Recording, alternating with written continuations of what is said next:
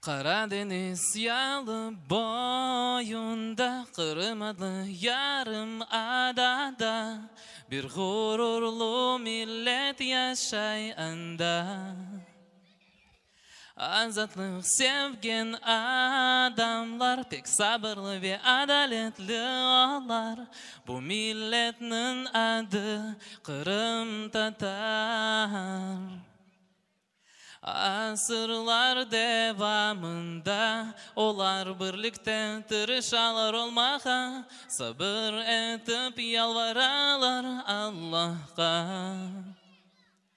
Allah'a iman etip, İslam ilimni Kırımda darqatıp, öz ballarga din ilimni anlatıp. Balalıktan biz Allah'ını bilemiz, ona mekan ve sınırlar vermeyimiz. Hiçbir şeyge muhtaç değil Allah. Öpesilerini kore kossuz ve eşeni o eşite kulaksız. Hiçbir şeyge muhtaç değil ilah.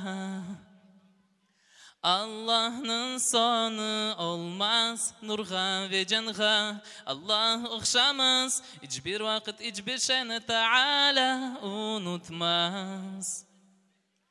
Köklerini o yarattı ve sonra onlara muhtaç olmadı. Bu hakkında İmam Ali öyle söyledi.